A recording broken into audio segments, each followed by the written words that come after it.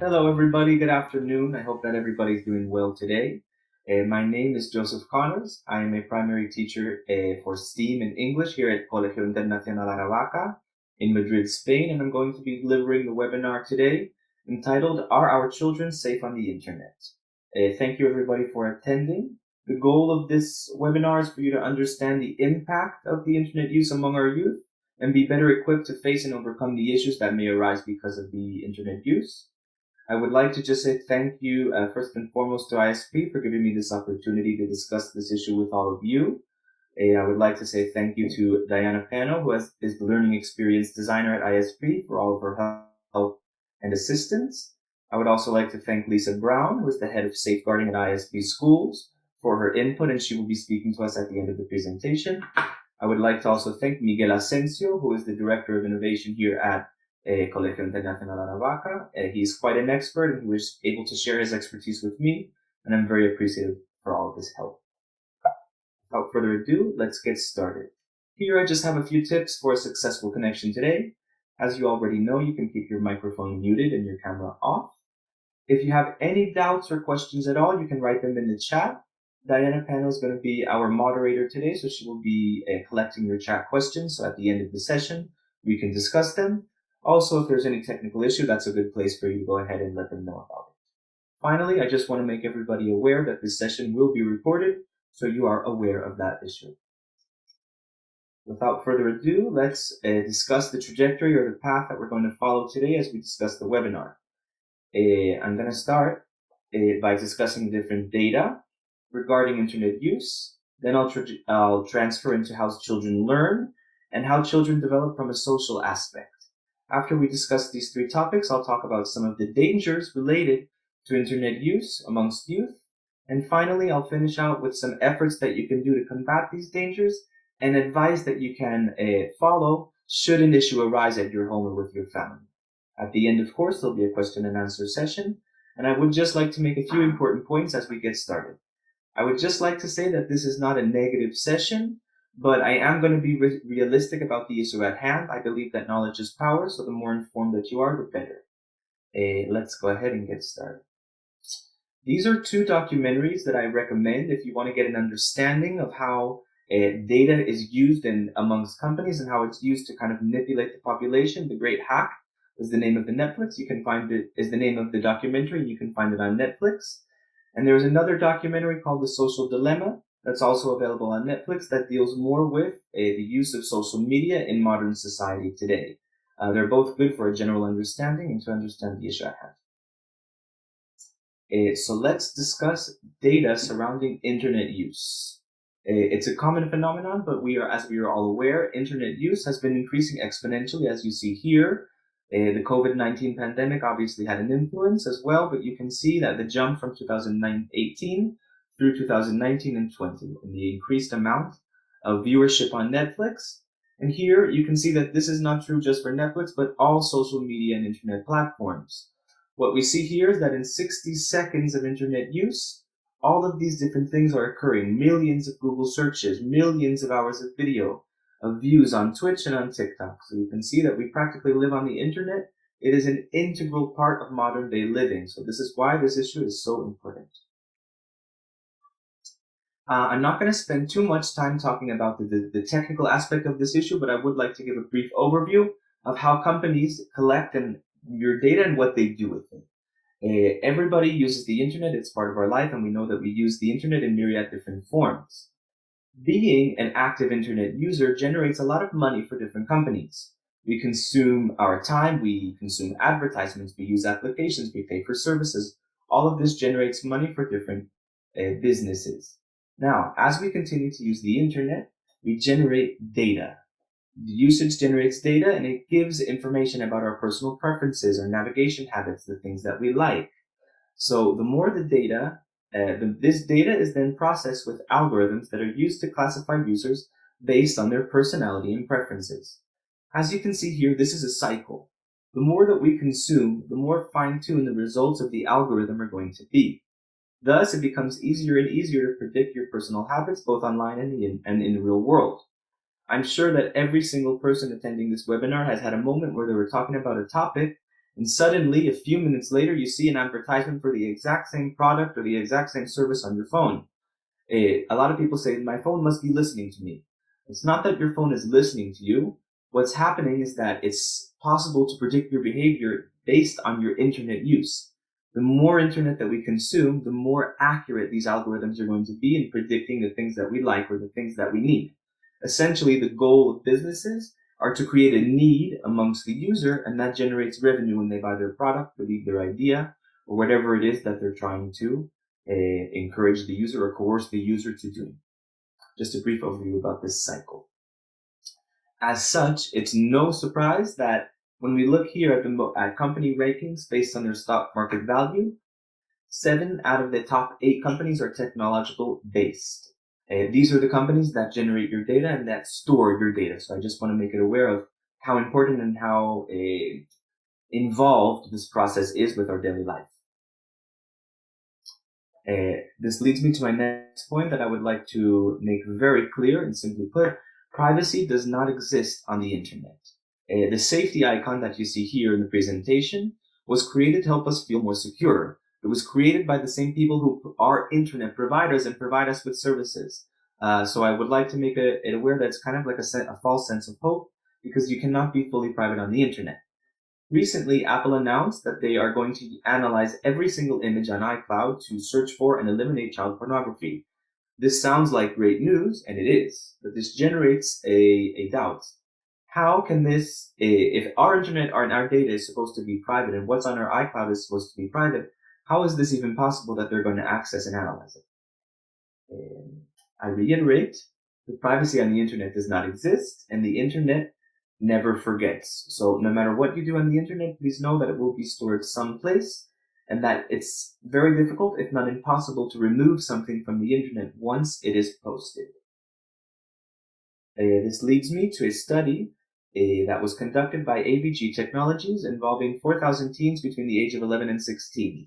As you can see here, I won't read all the details, but you can see it's very common that teenagers regret something that they posted online. In fact, 28% of respondents said they regret posting something online, while 32% have asked for content about them or of them to be removed.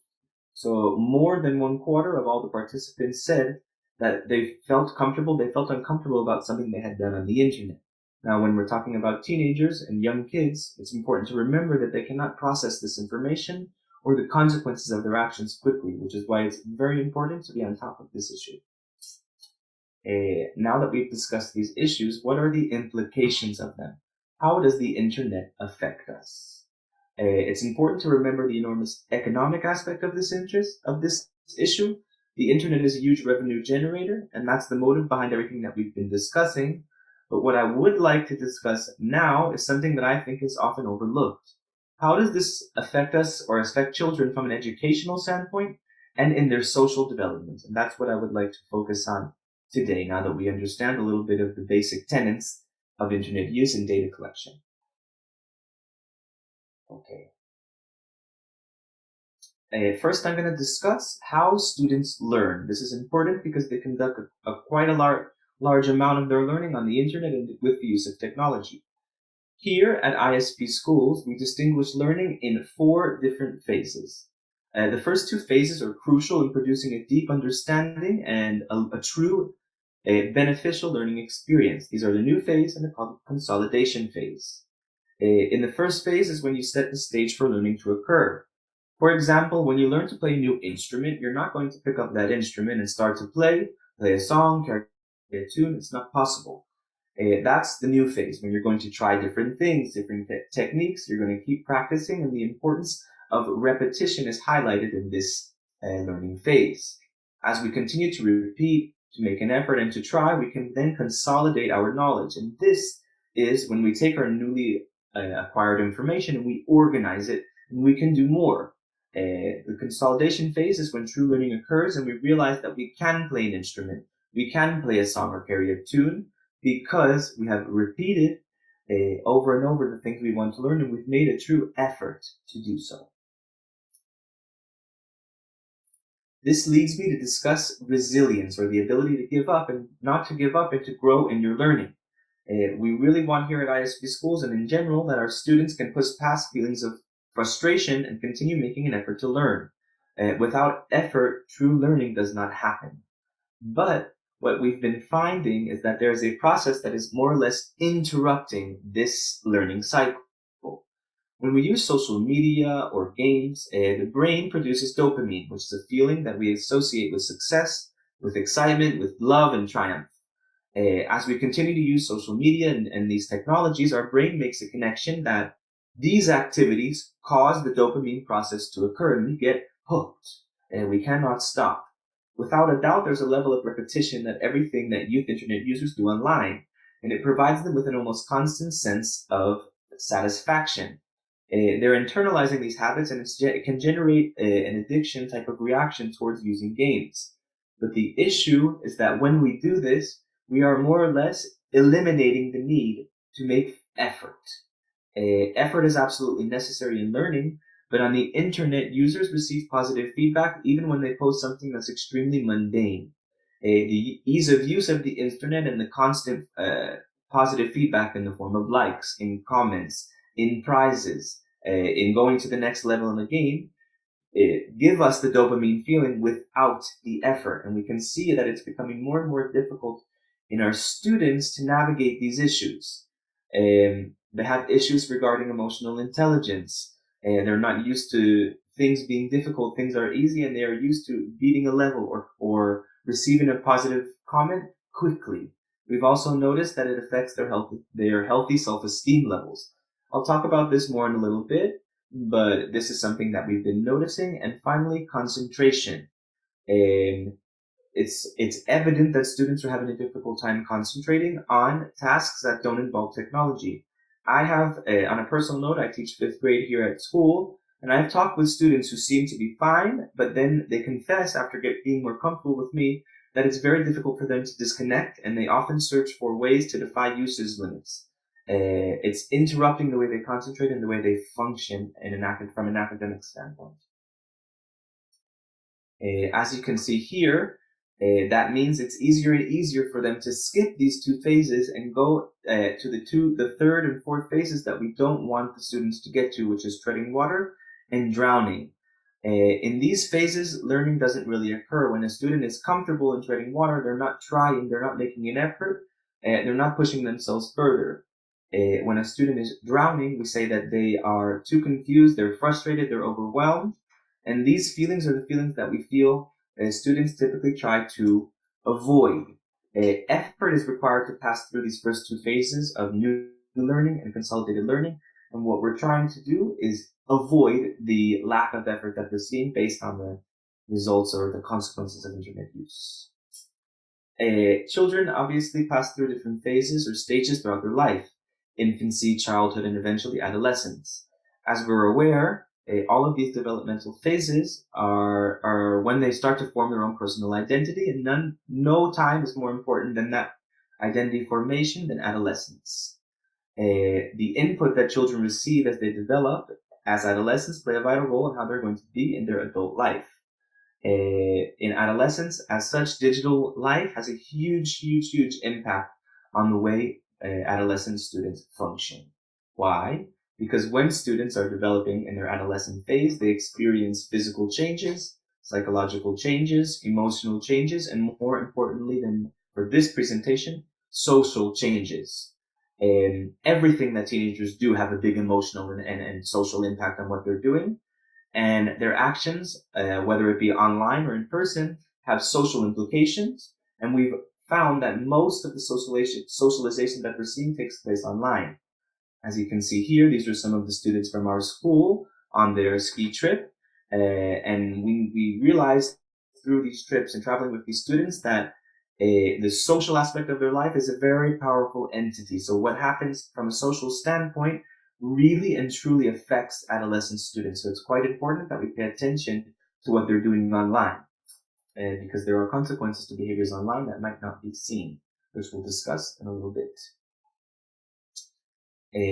Now that we're here discussing the social aspects, there is one film that I would like to make notice of because I think it's a great metaphor for how the internet functions. The name of the film is The Truman Show. And in this film, this man, Truman, his entire life is a reality show. However, he is not aware of it.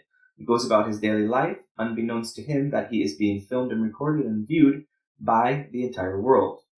Eventually, he notices that something is up. He notices something isn't right, and he finally asks, is everything as it seems? And when he asks the person who created the reality show, they tell him, why didn't you ask this sooner? Why did it take you so long to question your reality? And he said that we accept the reality that the world presents to us.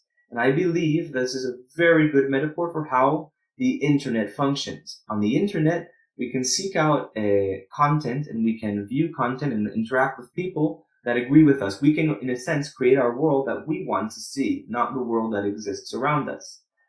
As companies continue to track our data and to track our internet usage, we become classified similarly to the way you would classify fruits or vegetables in the supermarket. Thus, by classifying people and grouping them, we can send them the same type of content and kind of further separate people or polarize them. So this is a good metaphor, and I like to also refer to it as the matrix model, where people kind of create this digital identity and a digital life, and they prefer to stay in that digital life rather than live in the real world because that digital life agrees with them. Let's continue. Here, this image is from a study that was conducted in 2017 by the University of Cambridge and the Mental Health Society of Great Britain. They conducted this study because they noticed that there was an increase in mental health issues among children and adolescents. So they decided to analyze the short and long-term effects of social media on over 1,500 youth between age 14 and 24. At the end of the study, they found that there was a 70% increase in mental health issues among children and adolescents. As you can see here, they found that all of the social network or the social platforms had negative impacts. We can see here there's a slight area of YouTube that was viewed as a positive impact on youth and adolescents, and this was attributed to the different tutorials and the how-to videos. You can learn to do things on YouTube, and that does have a positive impact. But as we can see here with Snapchat, Twitter, Facebook, and of course at the bottom, Instagram were viewed as the most negative, and they had a negative impact on children that I'll discuss in a little bit what those effects are. When we further analyze the results of this study from Instagram, we can see that there were many different negative effects that were found. Body image was one of the ones that I think is very profound and something that we notice here in our school when we talk to students. We've sort of created a false image or a false beauty standard based through the use of Instagram that I'll discuss in a little bit.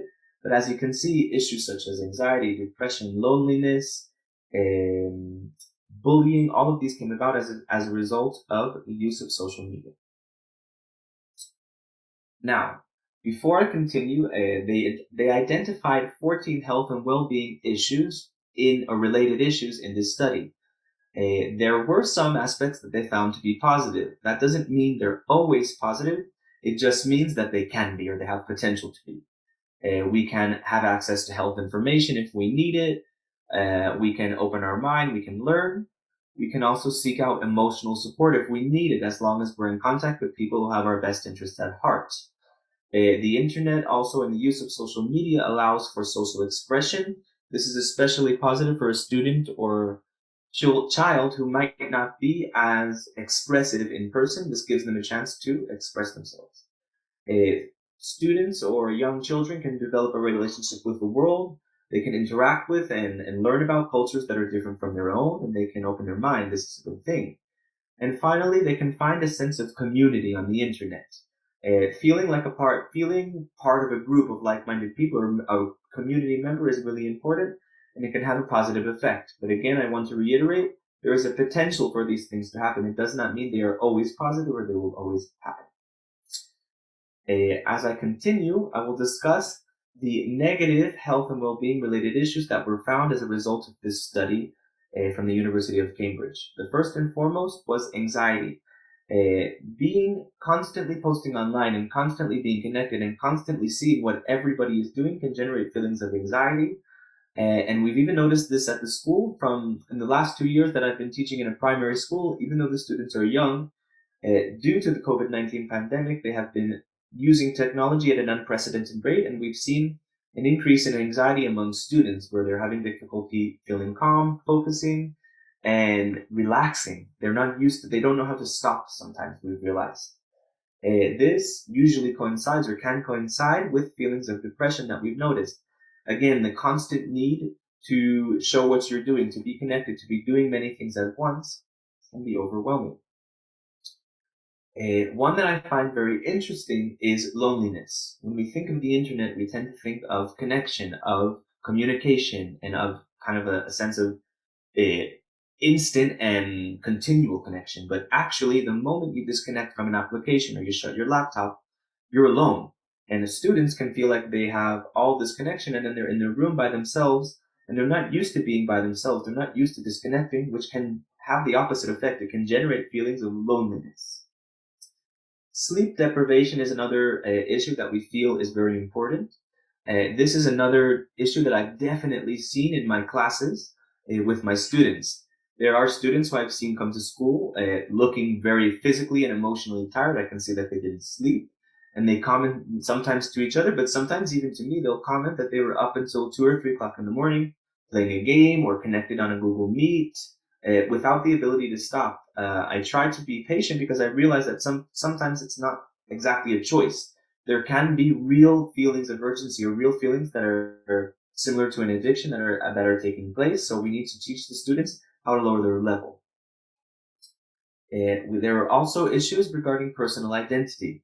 The internet allows us to create a version of ourselves that we want to create. Sometimes students can create, or adults as well, but more prominently in adolescents, can create a version of themselves that might be a bit different from the person that they are in the real world, which can create a kind of a confusion regarding their personal identity, especially because, as we discussed before, as adolescents, they're still forming their personal identity.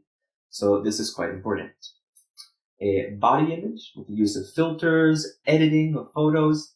This creates a lot of different issues that I will talk about in just a moment. And what I said before is that on social media, we can portray ourselves as we want to be seen, or we want others, the way we want other people to see us. But it gives us the ability to portray ourselves not as we really are. As you see here, there was a project done by a photographer called Selfie Harm. On the left, you can see the picture of this young girl, and on the right, the picture that she used to put on Instagram.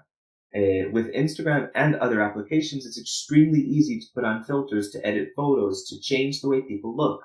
So this is quite important. As I continue with this, I also uploaded a picture of a boy who edited his photo as well. Sometimes in terms of body image issues, we tend to think only of girls. But studies have also shown that boys have a similar warped sense of the ideal body or a beauty standard. If a boy or a girl at a young, impressionable age is constantly seeing pictures of a body that is not natural, not real, it's edited, they're going to have a standard or goals for themselves that are not attainable. And this is harmful to both boys and girls. We have seen it. We do think that the girls in our school talk more about it, but it's something that I've noticed amongst both boys and girls, and I think it's important to note that. Both are susceptible.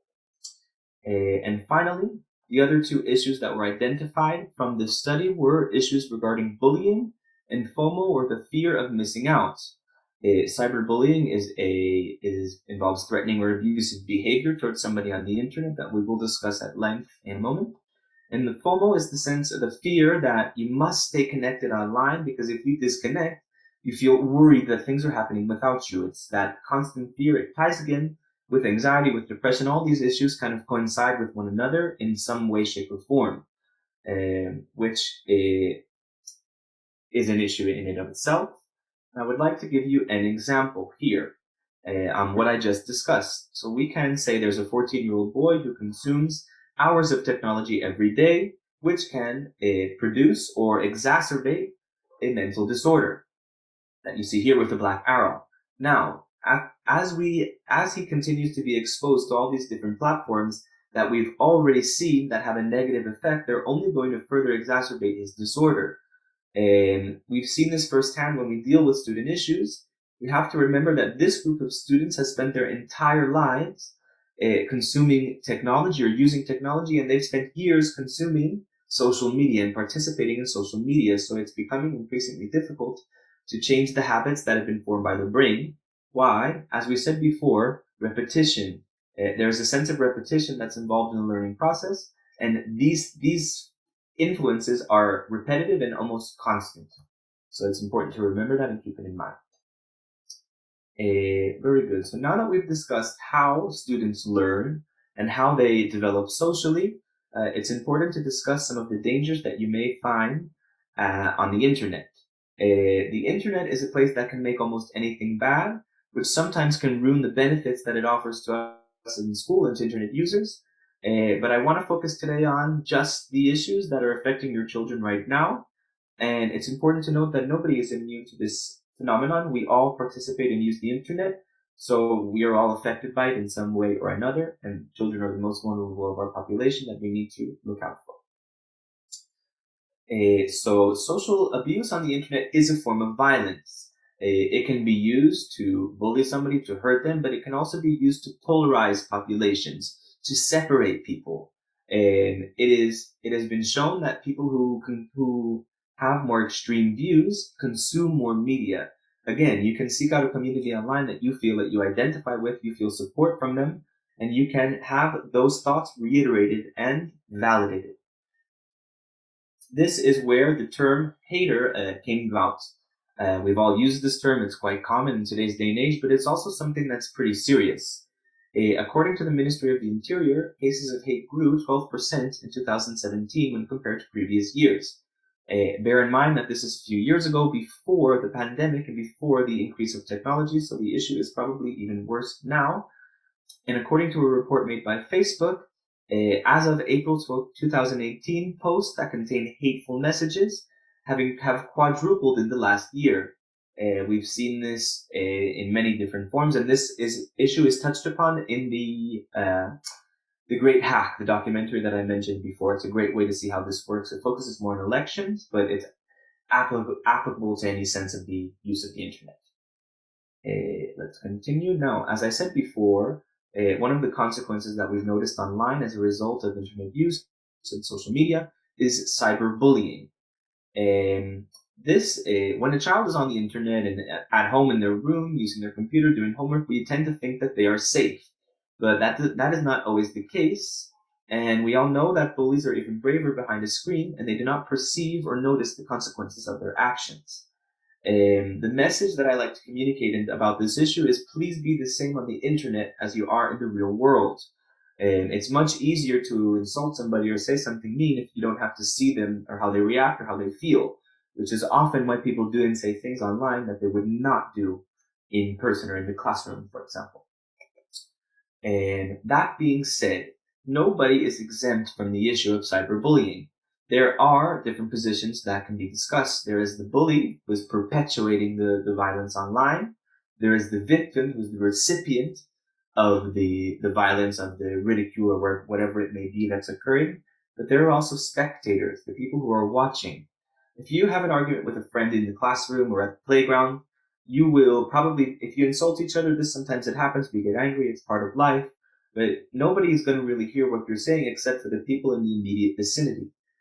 Online, any person who uses the platform can see what is happening. They can validate it, they can agree, they can disagree, they can comment. So it becomes an issue that encompasses everybody. It's not that only the victim and the bully suffer. Everybody suffers because through the repeated action, we can almost normalize this type of behavior, which leads me to the slide about the imitation or reinforcement of negative behaviors. All of the spectators are seeing this behavior happen over and over and over. It becomes normalized to them. So it creates a cycle that we want to avoid. Now that we've discussed the issue of cyberbullying, another issue that I would like to discuss is the issue of pornography on the internet and the access of pornography amongst the youth population. There was a study called Covenant Eyes that is one of the largest studies about this topic. And we will send over a document at the end of the presentation with these different studies and links and resources for everybody as well. I'd like to just mention that before I forget. And as you can see here, it was found through the study that 1 out of every 5 searches on the internet is pornographic in nature. In some places, exposure to this type of content can begin as young as early as 5 years old, and by 12 years old, the majority of children say that they've viewed or seen pornographic content in some way. This can be seen in the hypersexualization that we see in society in general, in music, in different series, in movies. It seems that with every coming year, what is deemed appropriate at what age gets younger and younger and younger. Personally, I see this with my students in class. I teach here in Spain. I'm American, and some of the songs the students ask me about or talk about, I tell them you shouldn't listen to that. You should not be exposed to that message at this age, and it's just not the content. I know it's popular, I know it's cool, but the content is not appropriate for their age. And we see this really throughout pop culture, which can have a detrimental psychological and developmental effects on students in regards to puberty and changes in their body. There are severe effects to what is happening. As we continue, this leads me to discuss sexting. And sexting is the capacity to send or receive private messages that are not actually private, that contain some sort of suggestive content. Usually, the person would not send this type of material under normal circumstances. Before I continue with this part, I want to reiterate that privacy on the internet does not exist, which is where the following issues that I'm about to discuss arise from. So sexting is when you are discussing suggestive topics or sending photos to somebody else. As this progresses, we get into sex casting, which is when the use of video or the use of a webcam is included, which again, students and young children know how to do these things. They know how to connect to the internet and use webcam. After these two instances maybe occur, the third is called sextortion. Sextortion is when you use the aforementioned information, a photo or a video, to manipulate or threaten somebody. If you use it against them, simply put. A more extreme version of sextortion is revenge pornography, which is when you post content online in order to get revenge from somebody, to harm them, to cause them pain, for them to lose their job or be in trouble at school, whatever it may be. But that is when you use an image or a video that somebody has sent you and you put it on the internet for other people to see. Remember, what you post on the internet, it stays forever, and there's no way to get rid of it. Finally, grooming is the use of social media for abuse that I will discuss in just a moment. According to a study conducted by the National Institute of Communication Technology here in Spain, 4% of minors admitted to sending this type of material before, and 8.1% of minors, and these are minors who are aged between 10 and 16, admitted to receiving it. This is alarming because we can see it's not just 0.01% of the population. It's a significant percentage. And again, these are the youth that admitted to it. I would be willing to bet that there were plenty of participants that simply didn't admit. So I think, from my experience and from my knowledge, the numbers are probably a little bit higher. Again, when we see here, we send a photo. How does this happen? Sometimes we think, how can this happen? On Instagram, for example, you have 3 different options. You can view a photo one time, you can view it again, or you can save the photo in the chat. This doesn't mean that if you send the image one time, it disappears forever, it's forgotten, and it doesn't exist anymore. Quite the opposite. This is a new definition of private that we have to remember.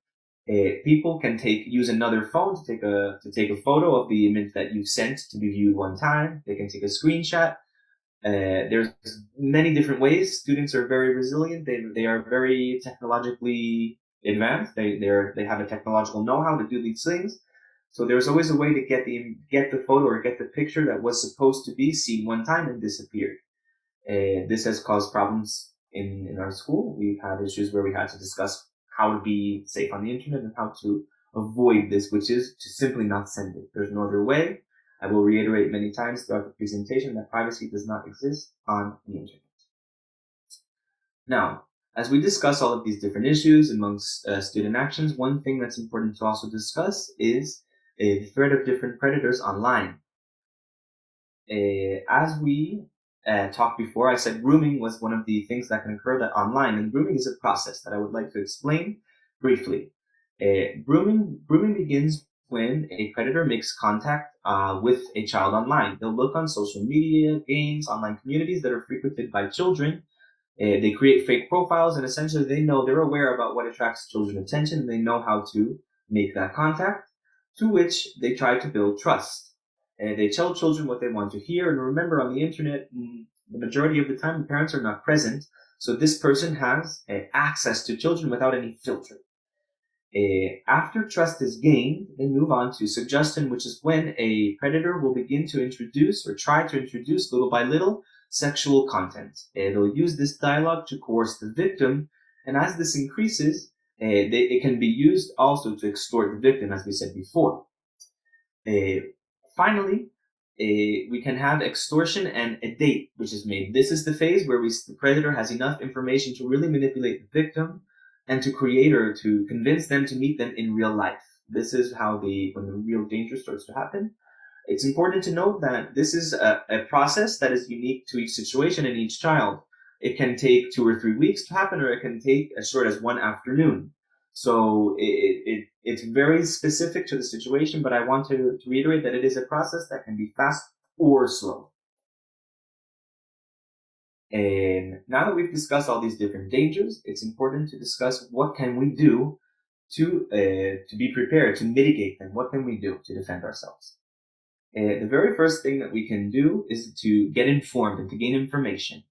There are services and applications to learn about monitoring usage time, how to set up filters, and all these different things.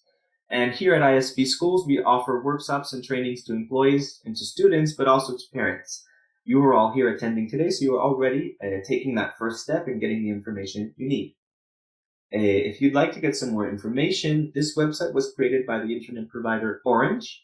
It's called Uso Love de Tecnología, or the love use of technology, and it's a great resource to get more informed about how the internet works and to know what your children are really doing on the internet, how to use filters and these types of things. And here, this website is a bit older. It's called Pantallas Amigas, or Screen Friends. And it's a great resource for documents, studies. What I like about this is that there are tips for talking with children and ways to help you. It's a difficult topic, so this is a great resource if you have a bit of trouble discussing this with your children. I really recommend both. And one other thing that I would like to point out is the Spanish Data Protection Agency has a service in which you can report images to be reported from the internet, to be removed from the internet, excuse me. There is special dedication to images involving children and child pornography that will be taken off quickly. So, unfortunately, for an adult, this service is not available now, but for children, it is. It's a great resource. It's important that people are aware about it. The second thing that you can do is educate yourself. Knowledge is power. When I talk about education, I start usually with 4 basic values that you can educate yourself about and others. The importance of identity. It's important to protect your identity, especially online. It's important to be true to yourself on social media, just as you would in the real world. You shouldn't create 2 different versions of yourself. And it's important to believe in who you are and to know who you are and not let the other influences that you may hear or see on the internet or in the real world influence you. The importance of privacy. It's very important to think before posting online. Not everything should be public. One example that I give to my students is that I tell them it's normal, it's okay that you have more fun with your friends and you act differently with your friends than you do with maybe your grandparents. But if what you're doing would make you feel uncomfortable or be inappropriate to do in front of mom or dad or grandma and grandpa, then it does not belong anywhere on the internet. You shouldn't put anything on the internet that you are not okay with every single person you know seeing. So that's a very important thing to educate about, to think about, and to be cognizant of. Security is also really important. We have to be smart. We have to create secure passwords and be selective with the applications that we download and use because they are all going to collect data and information.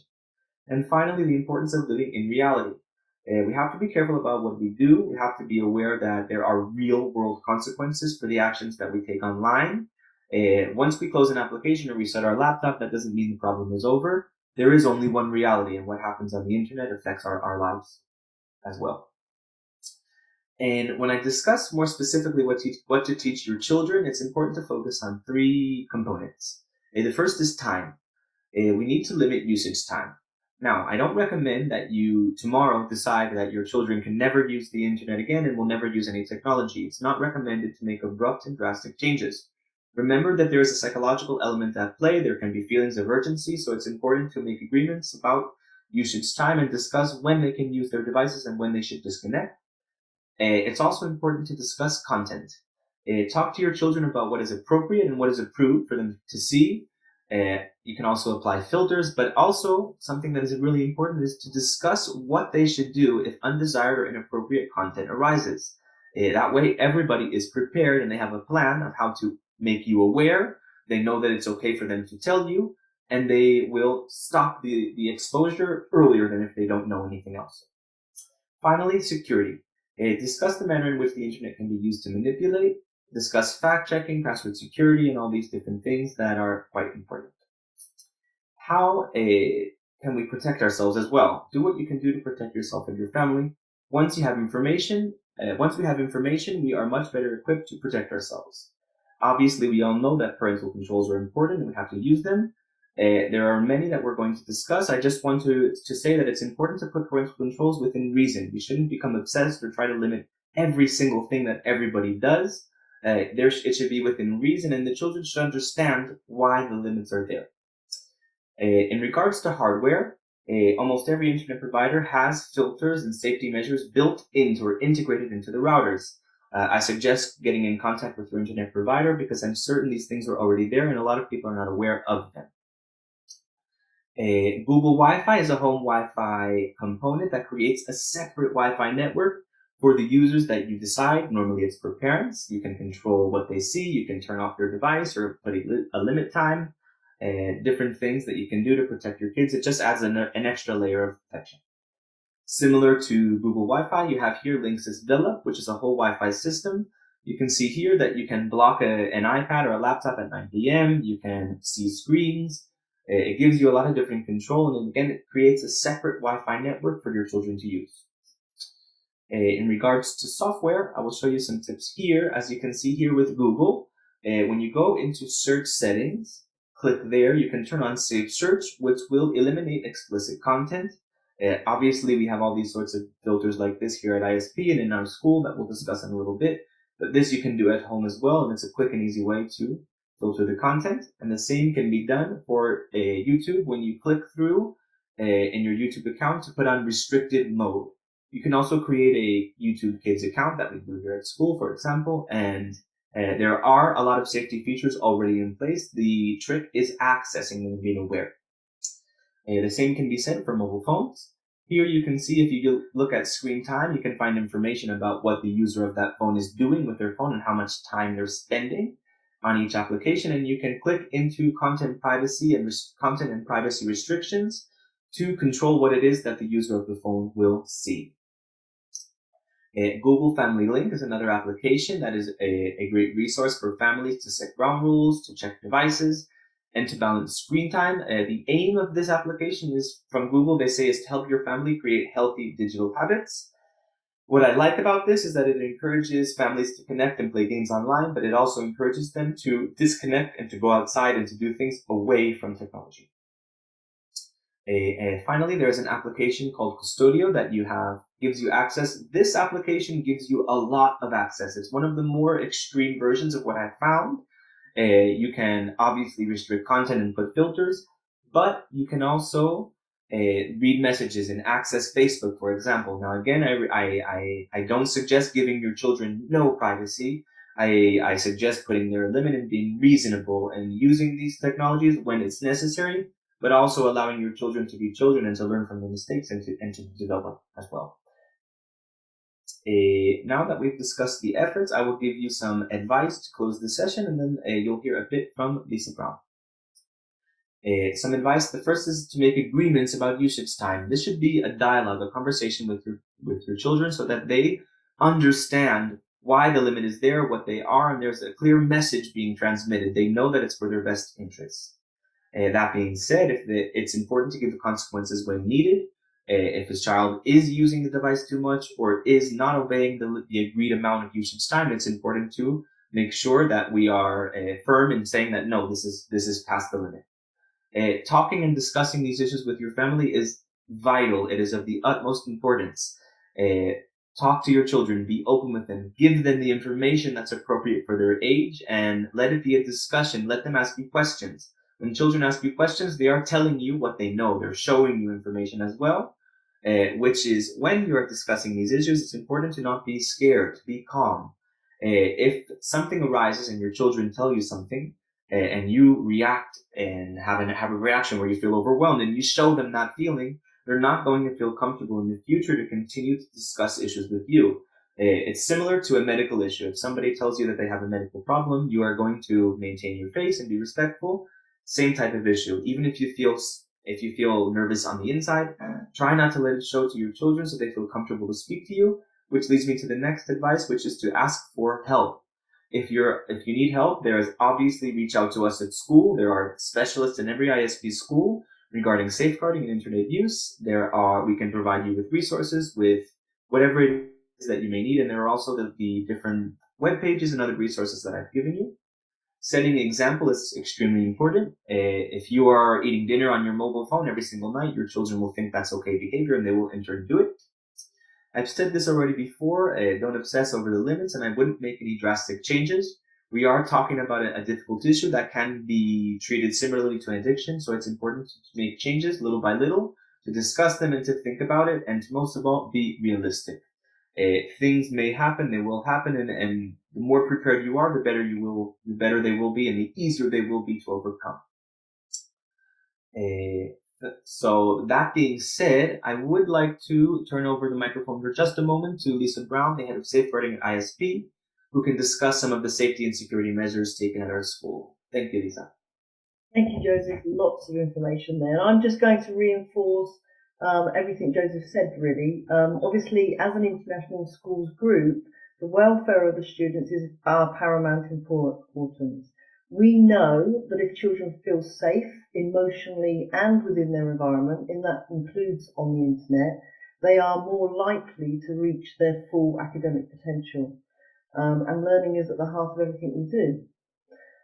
So therefore, we do have extensive policies and procedures in place in all of our schools, which is 50 schools as of today, to make sure that we keep your children safe, but just as importantly, and in many respects more importantly, to educate your children to keep themselves safe. Someone asked in the chat whether we educate children on all these topics. We do, in an age-appropriate way. So I'm just going to explain some of the things that we have in place to try and make sure that we keep the children safe and educate them to do so themselves. So in all of our schools, you'll find a comprehensive e-safety policy, and that will explain, for example, our educational program around internet safety in school. It'll explain that we have a managed filtered system in each school, so that stops children from getting onto inappropriate material. It also stops possible perpetrators entering our school system, so to help them keep safe. We also have very strict codes of conduct around mobile technology use, which includes mobile phone use for everybody in our school community, and that does actually include parents as well. All our staff are well trained around e-safety, and in fact all safeguarding. It's the first course that any member of staff takes when they join ISP. We also train staff on the importance of children keeping their personal details safe and your data safe. So, for example, we never post full names of any of our children in communications. So that's to prevent potential offenders using that information for wrongdoing. As I said before, we do teach your children about how to keep themselves safe. So we have personal, social and health education lessons that will, at age-appropriate ways, explain all the things we've spoken about today. So even in early years, we might use Percy the Penguin to explain if you find something on a game that you're playing on, say, mummy's phone, that we must tell an adult. So there are ways that we introduce e-safety from the earliest of ages. We also give out advice to yourself. So this evening's workshop is similar to the things that you'll find all the way through ISP schools. we send out information via newsletters because it's really difficult sometimes to keep up to date with the ever-changing world of the internet. And as Joseph always said, we're always here to help. We've got people like Joseph on staff in all of our schools. We've got designated safeguarding leads in all of our schools. So if you're ever stuck and not sure what to do, if a child comes home and says, oh, this has happened on the internet, I'm not sure, and you're not sure, come to us. We will be able to help you. That's what we're here for. And I think that starts this evening with any questions that people may have. Thank you so much, Lisa. Here, if there are any questions in the chat, I believe the moderator is Diana, who will let me know. Yeah, Joseph. Yeah, we have a couple here.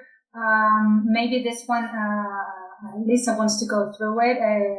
There was Maria was posing a question about if all these topics that you were discussing also are discussed in school with children. Yes, all the subjects are educated upon depending on the age. So, for instance, today I've been doing a workshop with some children in the Middle East that were in Year 1. So I've introduced the use of internet safety via a cartoon penguin. So, and as they go through, obviously we talk about grooming, we talk about keeping their data safe, depending on the age. But yes, it's very much part of our educational curriculum throughout ISP. Thank you so much. So there's another question about if this presentation is going to be sent somehow. Yes, we have put together the presentation and also different links with the resources that we've discussed, the articles, the information, the studies, the links to the documentaries that will be sent out, I believe, after the session or if not tomorrow. Thank you. Thank you very much. I think there are no other questions. I don't know if anybody else wants to pose another question. We still have 7 minutes.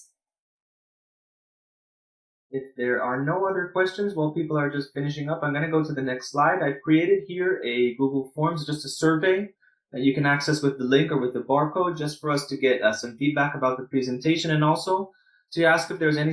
I know I touched on a lot of different issues. This was more of an overview.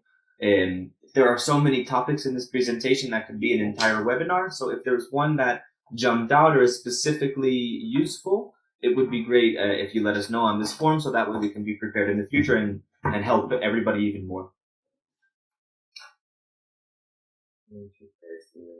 Okay, and we're going to paste the link into the chat. Thank you, Lynn. So you can access it as well. We have a question. Is there a copy of the recording?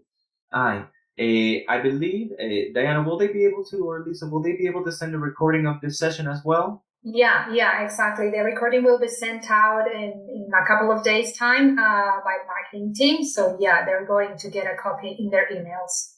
Excellent. Thank you. I just wanted to confirm.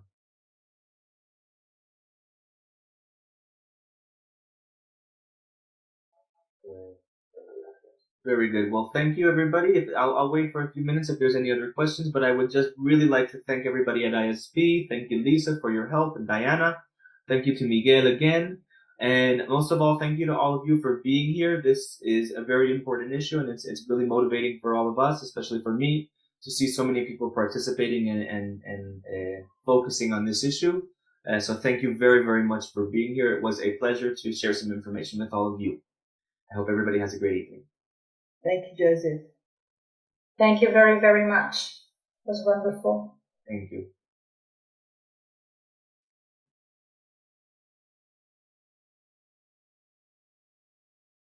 You're getting congratulations all over the chat. Thank you. I can see. Thank you very much. I really appreciate it.